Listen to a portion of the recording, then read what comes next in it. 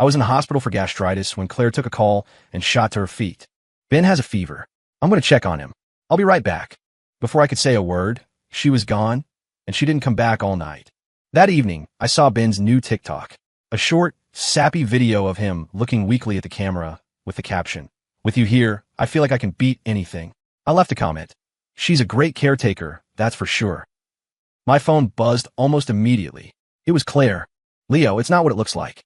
He was all alone. He's just so pitiful. I was just keeping him company for a little while." "Yeah, I know. You're friends. It's only right that you take care of him." I hung up and lay back on the stiff hospital bed, staring at the ceiling. I didn't sleep a wink. Claire and I had been together for 3 years. 3 years of me chasing after her, always feeling like I was one step behind. Ben was her childhood best friend. In Claire's words, if anything was going to happen between us, it would have happened years ago. It wouldn't have been you, would it? But I didn't get it. A relationship is between two people. How do you make it work with three? After a long time, I sighed, pulled up my email, and found the invitation I'd been ignoring. I composed my thoughts and wrote a reply.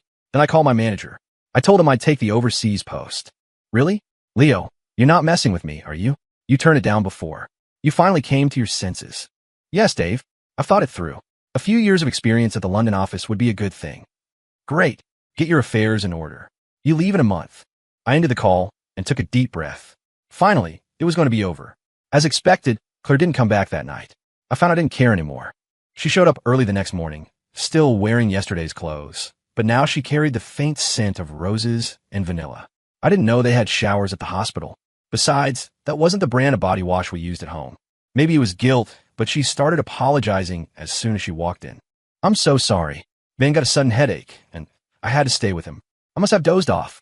Please don't be upset. It's fine. Taking care of sick people is exhausting." My calm response seemed to throw her. She was speechless for a moment, clearly expecting a fight. "Well, breakfast. You should eat it while it's hot." She opened a takeout container. Inside was a bowl of lukewarm soup and some soggy crackers on the side. It was obviously someone's leftovers. I shook my head. "No, thank you. It's just chicken noodle, not spicy or anything. I got it specially for you. Just have a bite." Claire even picked up the plastic spoon, ready to feed me. I refused again. That's when she snapped. "Leo, are you doing this on purpose? I go out of my way to bring you breakfast, and you're going to act like this?" Seeing her slam the container down on the nightstand, I just sighed. "I can't eat dairy, Claire. The soup is cream-based." Her face went pale. She took a step back, flustered. I'm sorry. I forgot." She fumbled for a moment. "What do you want to eat? I'll go buy it. Don't worry about it. My delivery will be here any minute." Right on cue, a delivery guy knocked on the door.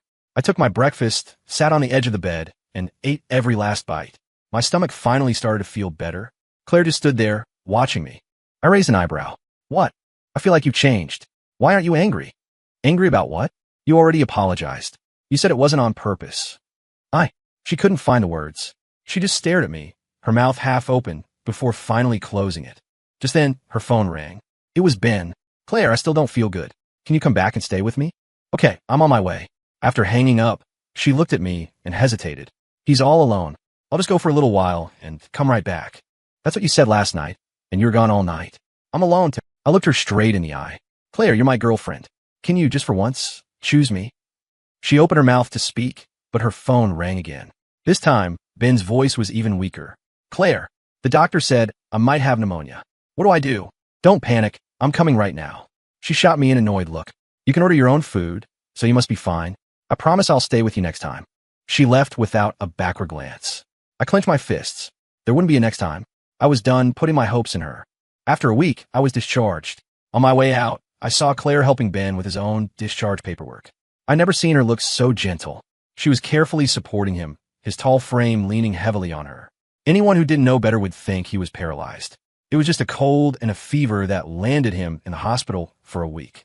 Now he looked perfectly healthy, flushed and bright-eyed. What an act. A sarcastic smile touched my lips.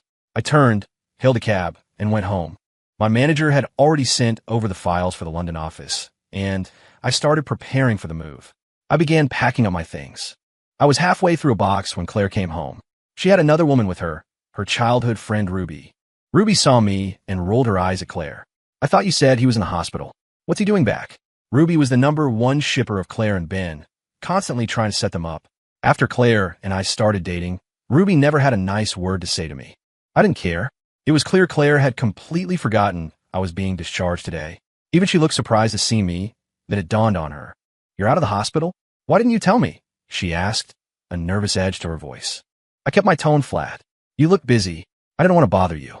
It's not a big deal anyway. As soon as the words left my mouth, Ruby scoffed. See? I told you. He's fine. He doesn't need you. She turned to Claire. And to think you were worried about him, even asking me to come over and help you cook for him. Claire's face flushed, then paled. I just nodded at them and went back into the bedroom to continue packing. When she noticed the overflowing trash can, her brow furrowed. Then she saw the ceramic dolls Mai and her that we had made together, now shattered among the garbage. She froze, then stormed into the room. Leo, what is the meaning of this? She demanded. Why did you throw away our ceramic dolls? I dropped them by accident. They shattered, so I threw them out. Didn't you say they were silly anyway? My words made her flinch. We'd gotten those dolls on a trip right after we started dating. I had loved them, even convincing the artist to model them after us. I cherished them, placing them in the most prominent spot in our apartment when we got home. Claire had laughed at me, said I was being sentimental over a silly trinket. I ignored her. I just felt like the little figure looked so much like me. And now I'd thrown it in the trash, a final cut with the past. Hearing my explanation, Claire was speechless. Ruby grabbed her arm and pulled her out of the room. Come on, forget him. What a drama queen. He's just trying to get your attention. Her voice lowered. Didn't you say Ben lost a lot of weight with this pneumonia? You wanted to cook something to build his strength back up, right? Let's figure out what to make. She dragged Claire into the kitchen, and the two of them started whispering. I wasn't even angry. She'd always despised me. So why would I chase after her approval now? I just focused on packing my suitcases. Once I was done, I took the printed files into the study and started going over them. The business at the London office was much broader and more complex than our domestic operations. I needed to get as much of it down as possible before I left so I could hit the ground running. As I was studying, Claire came in. Leo, is there anything you'd especially like to eat? Her eyes fell on the piles of documents. What's this? She froze when she saw me buried in the files. Did you change jobs? Yeah, you could say that. A new opportunity came up. I wanted to give it a shot. I looked up. Did you need something? She remembered why she came in. I wanted to ask what you wanted for dinner. Whatever. You two go ahead. I ordered takeout. You. Her anger flared for a second before she softened her tone. Leo, are you hiding something from me? I feel like you've changed. Have I? I don't feel any different. Isn't this kind of hands-off approach what you've always wanted? Once, when we fought about Ben, she had yelled at me. I'm a free person. I don't need you to teach me how to live my life. Now that I was finally giving her that freedom, she couldn't handle it. She was the one saying I had changed. Claire was about to say more when Ruby's voice called from the kitchen. Claire, how do you prep this shrimp? Get in here. Claire had no choice but to turn and leave. I found the whole thing laughable. A little later, I took my glass to the kitchen to get some water. I could hear Claire's voice, low and worried. I don't know, he's just acting so weird. It's like he's planning on leaving me. Good, let him leave. Didn't you say he's got nothing on Ben? This is the perfect excuse to dump him. Ben is handsome, and he's so gentle. I honestly don't get why you're even with Leo. The guy has no parents. When you get married, you won't have any family support at all. Not like Ben. His family background is incredible. I frowned. It was true. My parents had died in a car crash the year I started college. I've been on my own ever since. My relatives only cared about the settlement money, so I cut ties with all of them. When I met Claire, I started to see her as the only family I had. I even tried my best to get along with her friends, but they never accepted me. Before, I would have bent over backward to fit in with them. Now, I'd already decided to end things. What do they matter anymore? I heard Claire sigh. I wanted to, but Ben's parents didn't approve. And my parents said that even though his family is great, the gap between us is too big. Our family's savings wouldn't even be a rounding error to them. So, I settled for the next best thing. I chose Leo. He has no parents, so no mother-in-law drama. So that's what you were thinking. Ruby finished her sentence and then winked at me over Claire's shoulder, a smirk on her face. You heard her, the look said. She never liked you. Get the hint and get out. I smiled faintly, walked past them with my glass, and filled it with water from the tap. The sound made Claire jump and drop the bowl she was holding, shattering it on the floor. You, when did you get here? She shrieked. Just now. I was thirsty. She was panicking, about to launch into an explanation, but I spoke first. You're right, actually. When you're serious about someone, you have to consider all the factors. I looked her in the eye, and my main selling point is a simple family life. No mother-in-law drama. My frankness seemed to unnerve her more than an argument would have. No, that's not what I meant, Leo. I didn't mean it like that. It's impossible with Ben, you. Before she could finish, Ruby yanked her aside. What are you explaining to him for? It's the truth. Ben is a better catch than he is. You two were supposed to be together. If your parents hadn't objected, he wouldn't have even been in the picture. Shut up. Claire finally exploded, turning on Ruby. This is none of your business. Furious, Ruby shoved past me. Fine. See if I care. She slammed the front door on her way out, leaving just the two of us in the apartment. Seeing Claire's mortified expression, I let out a bitter laugh. Claire, let's break up. She shook her head frantically. No, I don't want to break up. She was just talking nonsense. It's impossible with Ben. You're the only one for me. Don't say things like that anymore. I don't want to hear it. With that, she turned her back to me. I need to cook. Please leave, she said in a choked voice. I knew she couldn't face me. I sighed and walked out. No matter what, in her eyes, I would always be the runner-up, the second best choice. She didn't really love me. I was just her best available option. People are wired for self-preservation. I couldn't even blame her for it. Claire busied herself in the kitchen for a long time. By the time she came out, I was dressed and ready to leave to meet someone. Just then, the doorbell rang. I opened it to find Ben standing there, holding a bouquet of roses. I knew you'd be home, he said, his eyes fixed on Claire. Thank you so much for taking care of me while I was sick. I came by to thank you properly. I even made you some soup. He held up a thermos, his expression triumphant. His gaze flickered to me for a split second, full of challenge. I took a deep breath and forced a smile. You two have fun. I'm heading out for dinner. Hey, stay and eat with us. Ben offered magnanimously. I made plenty. No, thanks. I'm meeting a friend. You two enjoy. I walked out without another word. I really was meeting someone, my manager, Dave. I was officially reporting back to the office today, and I wanted to take him to dinner to thank him and ask a few more questions about the London transfer. Behind me, Claire called out, Leo. I didn't turn around. I had too much to do to waste time playing games with them. She stamped her foot in frustration. Ben's voice grew serious. Looks like I came at a bad time. All right, I'll go, so he doesn't have to see me and run off. Don't. Claire grabbed his arm. Don't go. If he wants to leave, let him. Waiting for the elevator, I could hear their laughter echoing from the apartment. I felt nothing. A complete, calm emptiness. If this had happened before, I would have been furious. But now, there wasn't even a ripple. I guess I'd really let go. When I got to the restaurant, Dave smiled. You're looking good. Glad to have you back. How are the preparations coming? Almost done. How long will I be in London? It's a 5-year contract. When you come back, the regional director position is yours for the taking. We've been grooming you for it. Don't even worry about the salary. It's more than triple what you're making now. When you get back, you'll be clearing 7 figures a year, no problem. The money was what kept me at this company. When I was hired, the owner told me they valued one thing above all else: ability. If you had the skills, you could have his job. I'd never considered the transfer before because I couldn't bear to leave Claire. Now it was different. With nothing holding me back, I had to think about myself. During dinner, my phone buzzed constantly with calls from Claire. I didn't answer, just switched it to silent. Then the text started coming in. Leo, what is your problem? Ben brings over soup out of the kindness of his heart, and you just storm out? Do you have any idea how embarrassing that was for me? I ignored them and spent the next few hours talking with Dave. It was late when I finally headed home. The apartment was pitch black when I walked in. I flipped on the light and saw shards of glass scattered on the floor. Looks like Claire had really lost it. I didn't say anything. I just called some movers to come get my packed boxes, took one last look around the room, and left. Goodbye, Claire. I blocked her number and all her social media accounts. Then I headed to the corporate apartment the company kept for transitional employees. I'll be back in 5 years, maybe. No point in renting a place. Around 11 that night, I was scrolling through Facebook when a post from Ben popped up in my feed. So thankful to have you in my life. In the video, he and Claire were wrapped in each other's arms, singing a duet into the camera. I hit like then blocked him too. The next day at the office, Dave announced my transfer to the London branch. A few of my colleagues who I was close with started heckling me, insisting I buy them dinner to celebrate the promotion. I got along well with them, so I happily agreed. That evening, we picked a nice restaurant downtown. The moment I walked in, I saw Ruby and her friends, and sitting with them, holding hands, were Claire and Ben. When she saw me, she snatched her hand back. What are you doing here? Ruby rolled her eyes. He probably heard you were here and followed you. Honestly, Leo, can you be any more disgusting? 1 minute you're pretending not to care, the next you're stalking her. I laughed out loud. Who said I was stalking you? Are you that paranoid? Last I checked, you don't own this restaurant.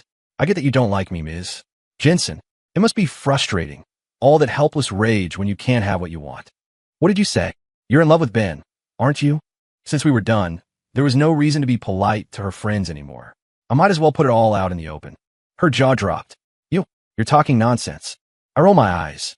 You know whether I am or not. And for the record, I'm not here to cause trouble for you. I'm here for dinner. Just then, my colleagues started walking in. Seeing me standing by the entrance, they called out, Leo, what are you doing standing here?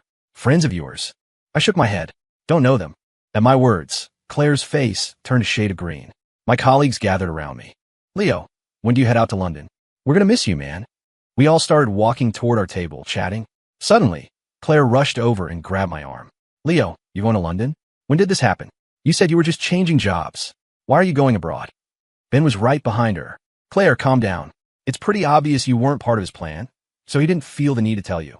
Hearing his attempt to stir up more trouble, I just nodded. He's right. You weren't part of my plan. We broke up, remember? Behind me, my colleagues' eyes went wide. Then, one of them put it all together. She's your ex-girlfriend. The one who was all over some other guy while you were in the hospital with gastritis. How did you know? I asked, surprised. My colleague held up his phone. It was all over TikTok. I saw your girlfriend at the office once, so I recognized her. But then I saw her in this guy's videos. The comments are all saying how sweet you two were. Turns out she was just cheating on you, having her cake and eating it too. Our boy Leo already told you it's over. Why are you still harassing him? Another chimed in. TCH. She must have heard Leo's moving up in the world and came running back to latch on. Get lost. You don't deserve him. Before I could even speak, my colleagues had formed a wall around me. Claire's face was beet red with fury. She screamed at me. Leo, you did this on purpose. You had your colleagues humiliate me like this. Are you happy now? My friends laughed. Humiliate you? You got it twisted. You're not important enough for that. Now get lost before you ruin our dinner. Excuse me, waiter. What's going on here? Do we have to look at her face all night? A server quickly came over and escorted Claire and her party away. A moment later, my phone rang from an unknown number. It was Claire. I declined the call. She was relentless, trying 3 or 4 different numbers. Not wanting her to ruin the mood, I finally gave in and answered. Her voice came through, small and pleading. Leo, please don't leave, okay? I need to talk to you. I'm begging you. I took a deep breath, excused myself from my colleagues, and stepped outside. Claire was waiting in the hallway. The moment she saw me, she rushed forward and threw her arms around me. Don't go, okay? I don't want to break up with you. Please. I didn't hug her back. I just shook my head. Claire, we've already been over this. I'm breaking up with you, and I'm not changing my mind. Her face fell. Yes, I know what I did at the hospital was wrong. I admit it, but I'm truly sorry, and I apologized. Really? You apologized, and then you went and slept with him? At those words, the color drained from her face, leaving it a ghastly white. Don't say anything else. I have proof. I have videos and photos that are even more disgusting. Just go. I turned to leave, but she grabbed my arm. Please, just give me one more chance. At that moment, Ben appeared. Seeing Claire desperately pleading with me, he strode over and pulled her back. See? He doesn't appreciate what he has. Just ignore him for a couple of days and see what happens, Ben said, holding her back. Claire tried to argue, but Ben wouldn't let go. She finally snapped. Let go of me. Let go. She glared at me, her voice shaking with rage. Leo, if you really go to London, I will never forgive you. I walked back into the private dining room and shut the door behind me. Love might betray me, but my career wouldn't. Besides, I'd already made my choice once before. Was I supposed to give it all up again now? Claire didn't try to contact me again, and I was happy for the peace and quiet. Over the next month, I often wondered how different my life would be if I had never gotten together with her. 2 weeks before my flight, I went back to the hospital for a follow-up and to get my prescriptions refilled. The doctor confirmed everything was fine. As long as I took my medication and managed my stress, the gastritis shouldn't flare up again. A month later, with all my paperwork in order, I boarded the plane to London. And that's when I saw her at the gate. Claire, she had actually followed me. Not only that, she had a huge suitcase with her. Ben was standing behind her, his face a thundercloud. You've really decided to go with him? What's so great about this guy? He demanded. In a complete reversal of her usual behavior, she yelled back at him. You can drop the fake concern. It's not like you were going to marry me. Were you? You gave up on me back then, so what right do you have to be with me now? Ben was stunned into silence. I, hearing this from a short distance away, just shook my head with a small, wry smile and walked away without hesitation. A few minutes later, Claire caught up and sat down next to me on the plane. Leo Morrison, don't even think about leaving me behind. Wherever you go, I go. I didn't even look at her. We were broken up. If she wanted to follow me, fine. I was going to London to work, not to get tangled up in her drama again. Seeing my silence, she seemed to take it as tacit agreement, and a wave of relief washed over her face. After more than 10 hours of flying, everyone was exhausted, including me. Thankfully, a representative from the London office was there to meet me.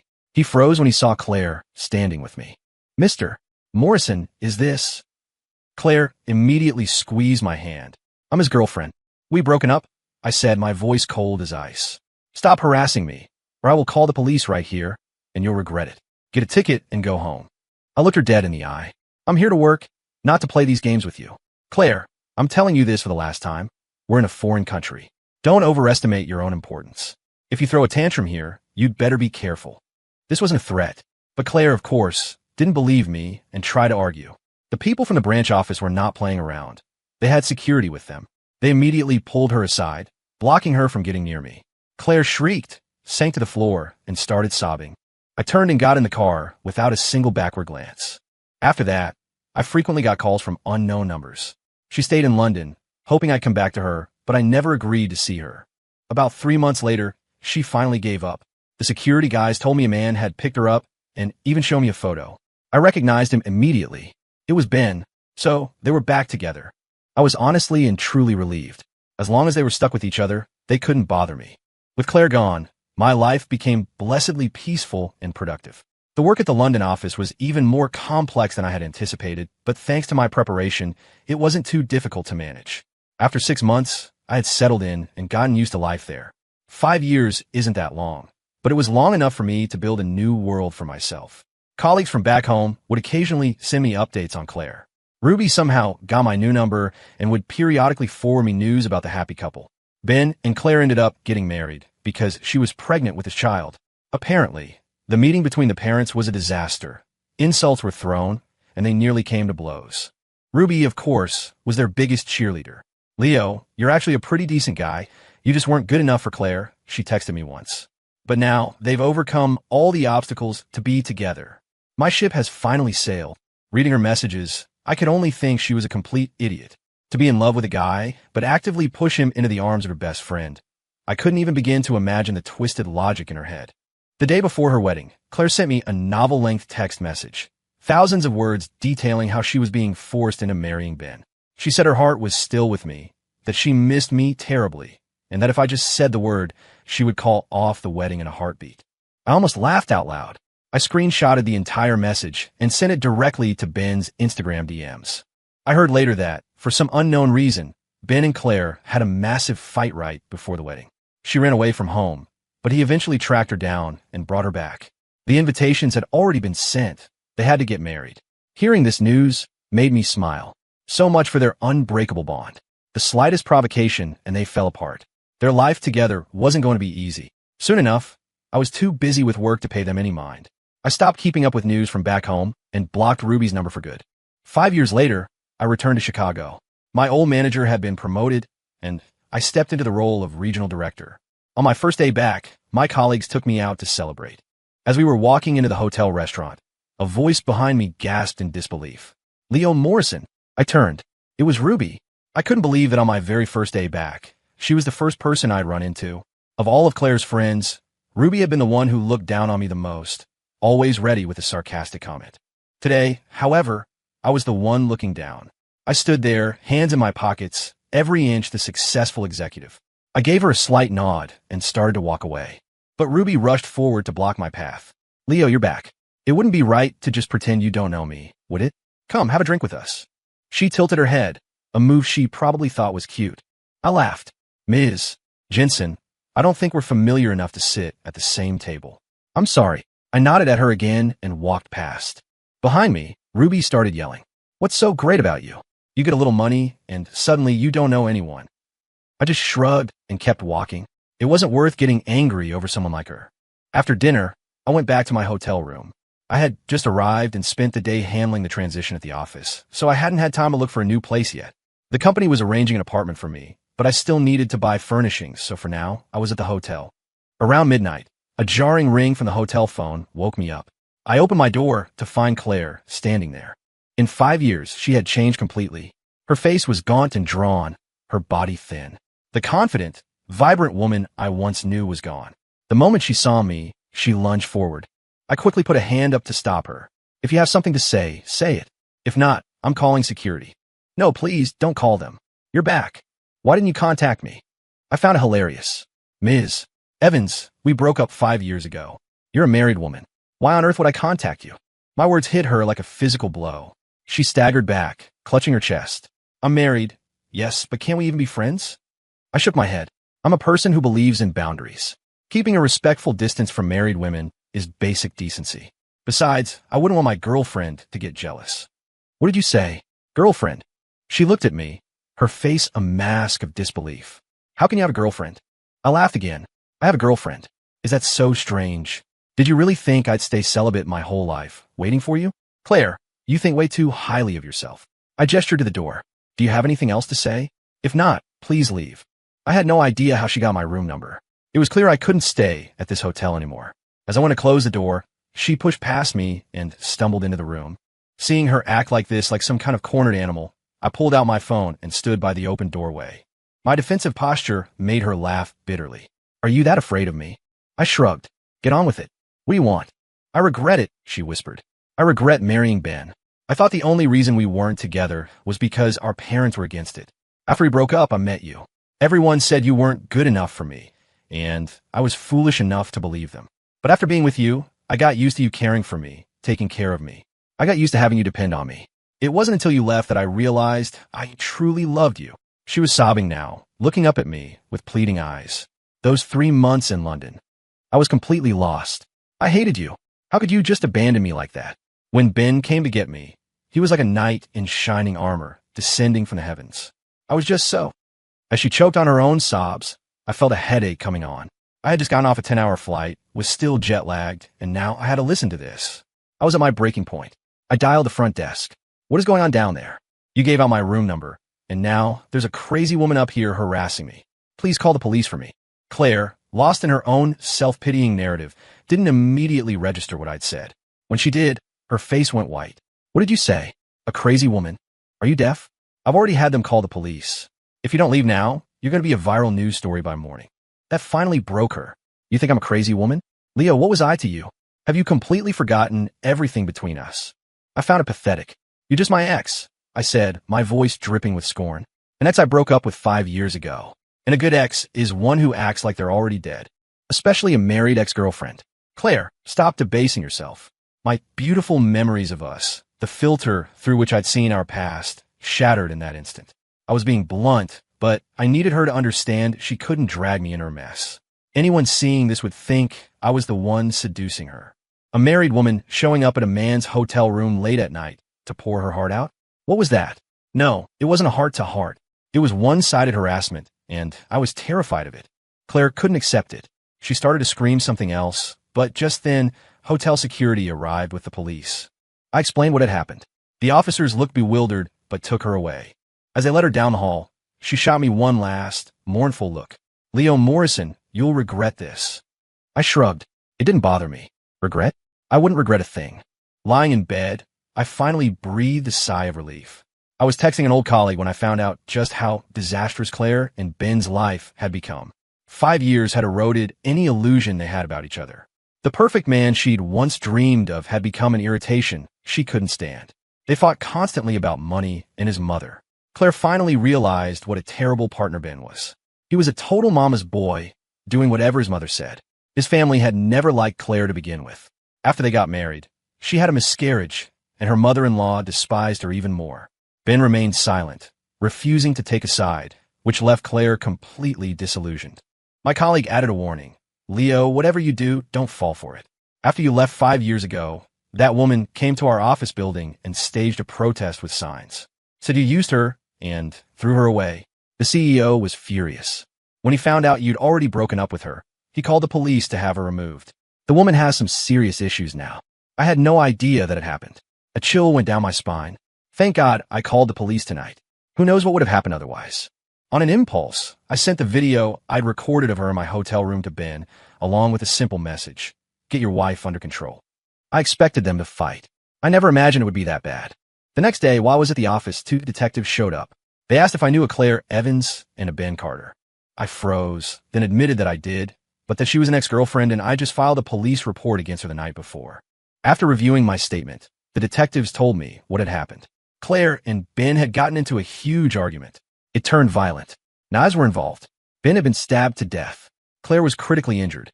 She was in the hospital now and was asking to see me.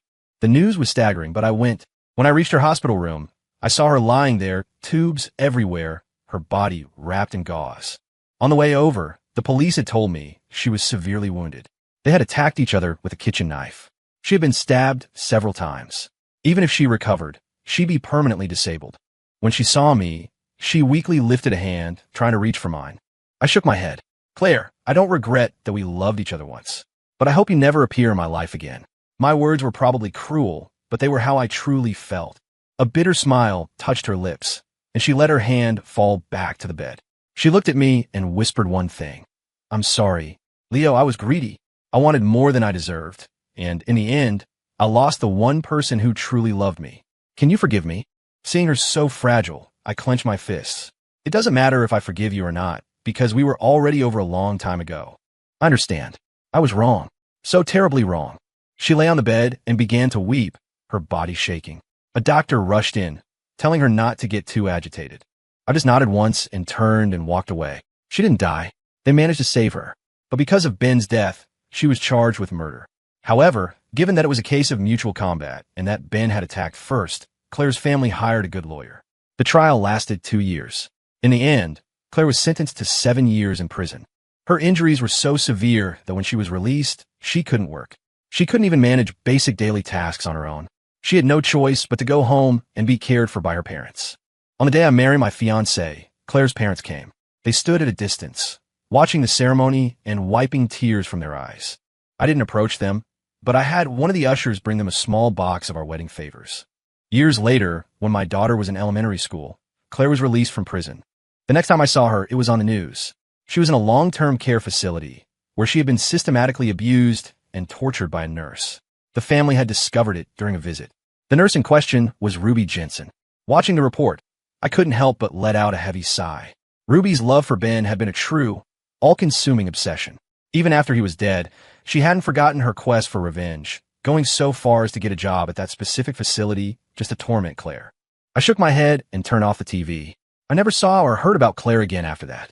Our lives, which had once been so intertwined, now ran on parallel tracks, destined never to cross again.